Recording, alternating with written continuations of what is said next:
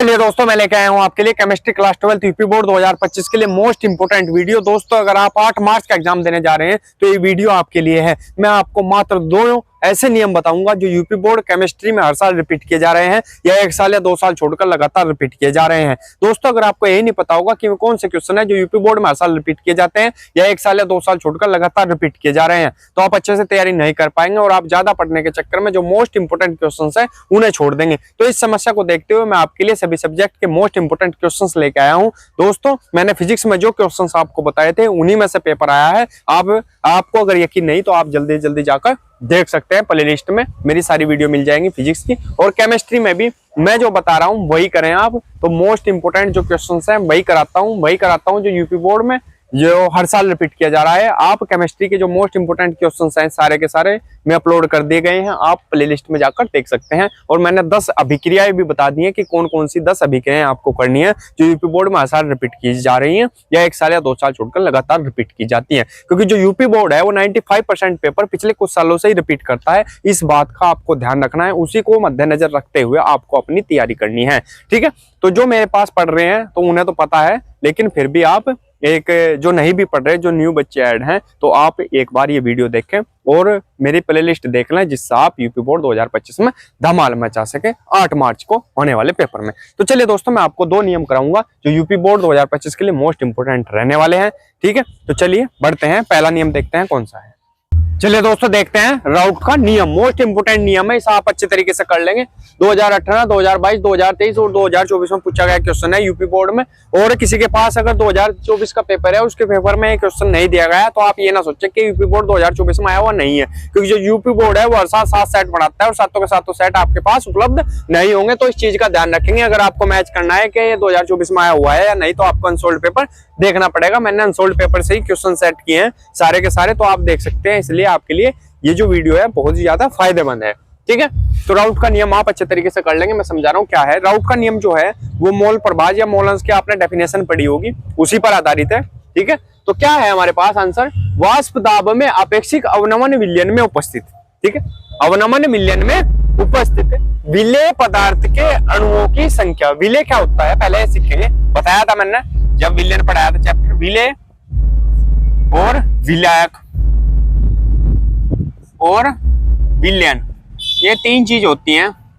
ये क्या होती हैं, विलेय प्लस विलायक, इनका मिश्रण कहलाता है हमारे पास विलयन। ठीक है, और विलेय क्या होगा, ठोस होगा, विलायक होगा लिक्विड में। ठीक है, जैसे चीनी और पानी का विलयन बना दिया तो ये बोल रहे हम ये विलयन है। ठीक है, मिला के बना दिया, घोल दिया उसे, तो वो विलयन बन जाएगा आपके पास। और विलेय कम मात्रा में होगा और विलायक ज्यादा मात्रा में होगा। अगर चीनी कम है, सॉरी चीनी ज्यादा है और विलायक यानी पानी कम है, तो क्या कर लेंगे, विलयन बन जाएगा? नहीं, घोल नहीं बनने का उसका।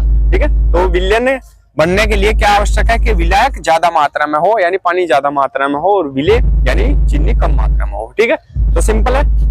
अब वाष्प दाब में अपेक्षिक अवनमन विलयन में उपस्थित विलेय पदार्थ के अणुओं की संख्या, विलेय पदार्थ के अणुओं की संख्या, इसके अणुओं की संख्या। ठीक है, तथा विलयन में उपस्थित कुल अणुओं की संख्या या मोलों की संख्या, कुल अणुओं की संख्या, कुल या संपूर्ण अणुओं की संख्या। ठीक है, एक तो विलेय के और एक संपूर्ण। संपूर्ण में क्या आएंगे, विलयन में विलायक भी आएगा और विलेय भी। ठीक है, इन दोनों का जो योग है वो विलयन के बराबर होता है। समझने की कोशिश करेंगे।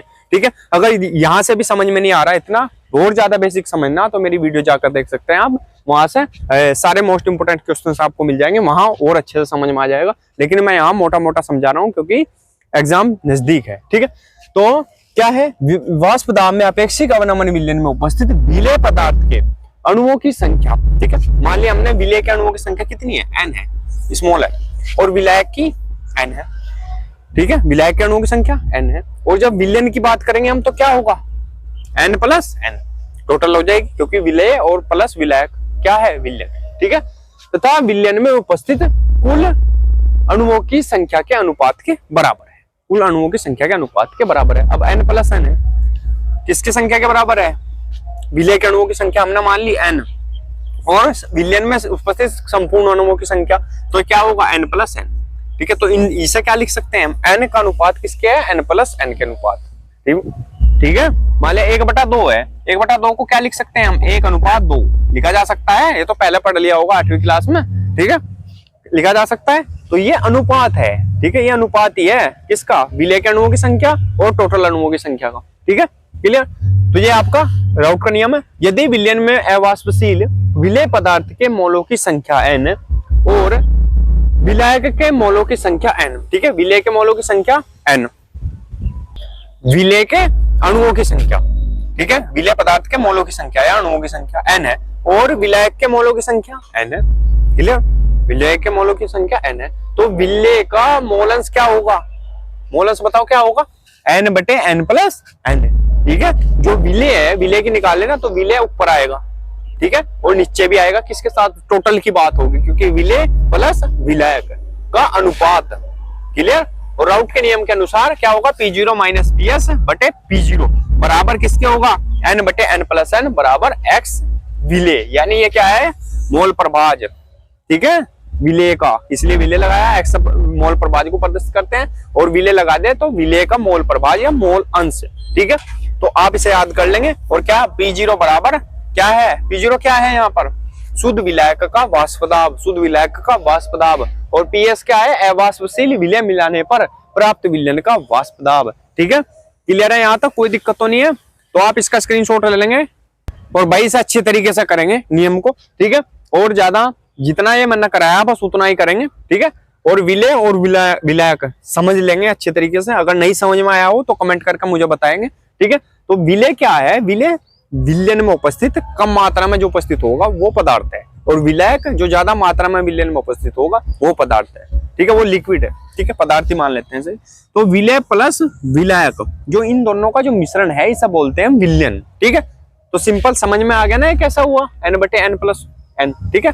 मोल प्रभाज मैंने पढ़ा रखा, वो जाकर देख लेंगे आप, उससे समझ भी आ जाएगा और अच्छे से समझ आ जाएगा। दोस्तों देखते हैं अगला नियम क्या है हमारे पास, कोलराउस का नियम, मोस्ट इंपोर्टेंट क्वेश्चन है, ठीक है। कौन से सन में है, यूपी बोर्ड 2018, 2019, 2020, 2022, 2023 और 2024 में पूछा गया क्वेश्चन है, मोस्ट इंपोर्टेंट है, लगातार ये आ रहा है, तो आप इसे अच्छे तरीके से याद करेंगे। और ये बहुत ज्यादा बड़ा लिखा हुआ होता है, तो मेन जो लाइनें हैं इसकी नियम की ये दो ही हैं, ठीक है। इन दो लाइनों को ही आप बहुत अच्छे तरीके से करेंगे, अगर ज्यादा नंबर में आता है तब आप एक्स्ट्रा लिख सकते हैं जो आपके बुक और मॉडल में लिखा हुआ है। लेकिन मेरी राय तो यही है कि आप ज्यादा लिखना वो नहीं है, मेन बात है आपने सही कितना लिखा, आप ज्यादा लिख लिया, याद कर लिया आपने, और आप ये जो 3 लाइन है, जो मेन 2 लाइन है, इन्हें भूल गए, तो आप क्या होगा, अच्छे नंबर नहीं ला पाएंगे। तो मेन क्या कारण है, तो आप इस चीज का ध्यान रखेंगे और मेन जो चीज है वो लिखेंगे, क्या लिखेंगे, आंसर इस नियम के अनुसार खुला खुला सा बड़ा बड़ा सा लिखेंगे, ऐसे ही लिखेंगे, ठीक है, अच्छे तरीके से। अनंत तनुता पर किसी विद्युत अपघट्य की मोलर चालकता, किसी विद्युत अपघट्य की मोलर चालकता उसके सभी धनायनों एवं ऋणायनों की, उसके सभी धनायनों, धनायनों यानी पॉजिटिव और ऋणायनों यानी नेगेटिव की आयनिक मोलर चालकता का योग होती है, आयनिक मोलर चालकता का योग होती है, ठीक है। स्क्रीनशॉट इसका ले लेंगे। तो दोस्तों अगर वीडियो अच्छी लगी हो तो प्लीज वीडियो को लाइक कीजिए, कमेंट कीजिए और हमारे चैनल को सब्सक्राइब कीजिए और घंटी का बटन भी दबा लीजिए, जिससे आपको हमारी वीडियो की नोटिफिकेशन सबसे पहले मिल सके। मिलते हैं अगली वीडियो में, तब तक के लिए बने रहिए हमारे चैनल पर। धन्यवाद।